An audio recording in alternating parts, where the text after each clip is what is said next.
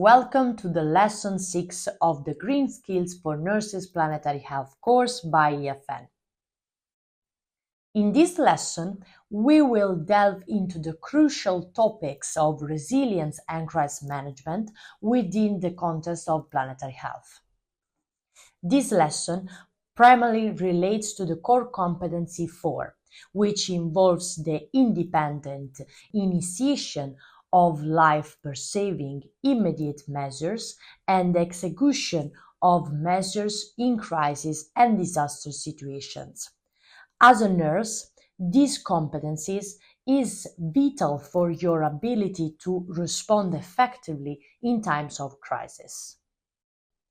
The United Nations Agency for Disaster Risk Reduction defines a disaster as a significant disruption of a community or society's functioning, regardless of its scale, caused by hazardous events interacting with conditions of exposure, vulnerability, and capacity. It's essential to understand that disaster can have far-reaching effects influencing the health and the well-being of populations well beyond the immediate impact zone. Disasters are typically categorized into two main types. First one, the sudden onset disasters, and the second one, the slow onset disasters. It's important to recognize that disasters, particularly extreme weather events, are becoming more frequent due to the climate change and the human decisions. Crises and disasters can have diverse health effects, spanning from the physical and biological environment to social factors.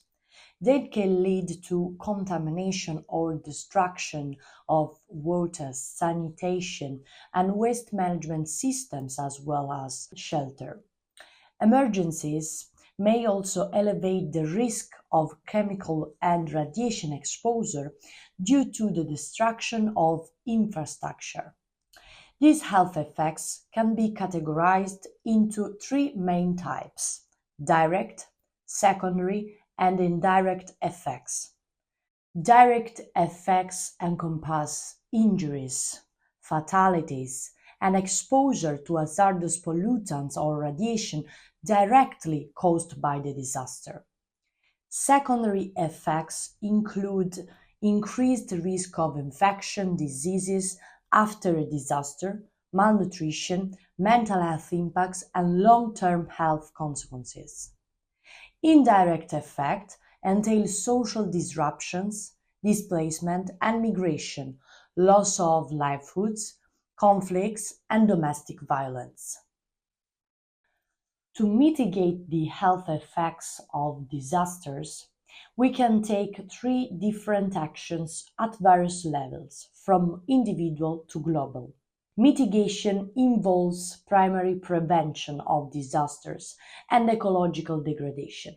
It essentially means avoiding the unmanageable by reducing our negative impact on the environment and harnessing the co-benefits for health. Adaptation, on the other hand, constitutes secondary and tertiary prevention, encompassing disaster preparedness and response. It involves managing unavoidable by adapting to changes, building resilience, and preparing for disasters. Within both mitigation and adaptation, we can employ nature as a tool, a concept known as nature-based solutions.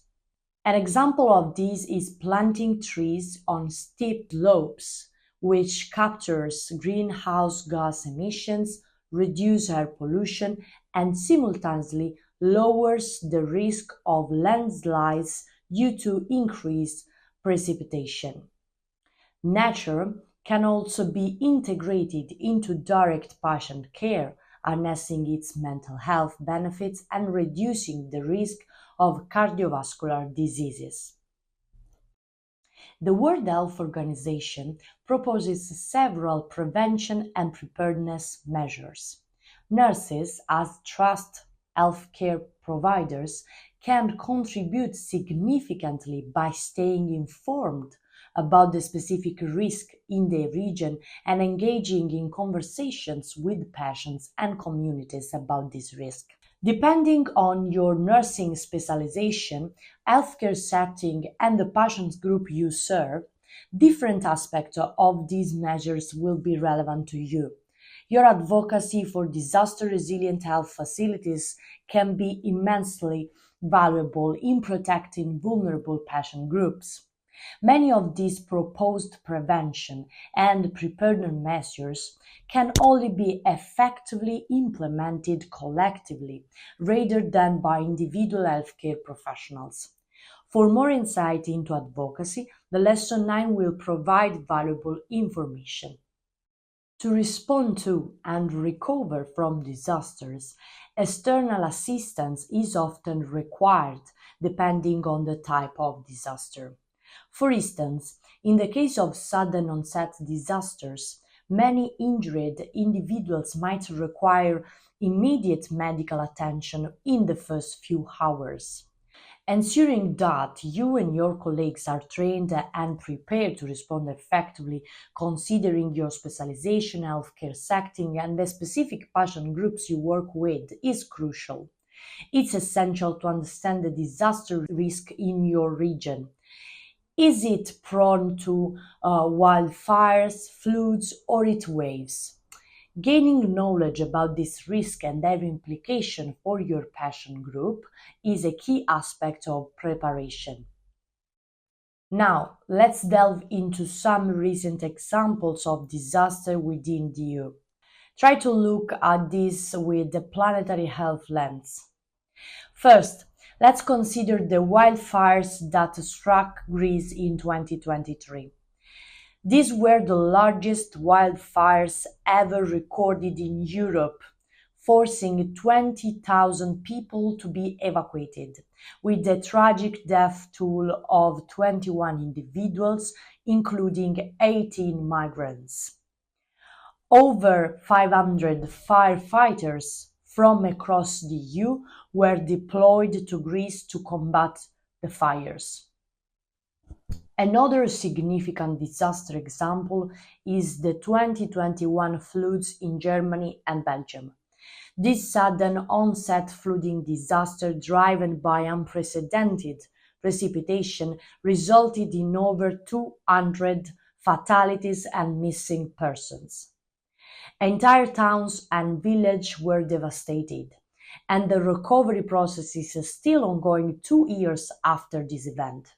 Healthcare facilities were also affected by the floods, and vulnerable populations like residents of a care home for disabled persons were particularly impacted as they were unable to flee from the rising waters. Finally, let's explore the loss of biodiversity and its potential to increase the risk associated with slow onset disasters.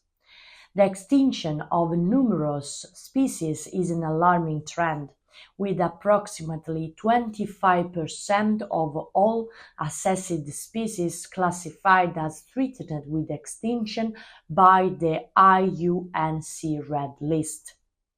This has significant implications for planetary health in three key areas. First, nutrition is impacted as pollinators essential for agriculture are disappearing. Currently, only 12 crops and 5 animal species provide 70% of the global energy intake. This is very risky as it increases vulnerability to pests and diseases. Additionally, the lack of diversity leads to an insufficient micronutrient intake. Second, medication. The loss of biodiversity means losing potential new pharmaceutical ingredients. Third, the risk of zoonotic diseases increases due to human encroachment and biodiversity loss, particularly related to the agricultural activities. Please take a moment to watch this short video, which underscores the importance of biodiversity protection and habitat preservation. It also highlights the interconnectedness between biodiversity and the emergence of zoonotic disease, such as COVID-19. Many of us have witnessed the massive amount of plastic waste generated during the pandemic. In the next lesson, we will shift our focus to quality assurance in nursing, with a specific emphasis on reducing the mountains of healthcare waste.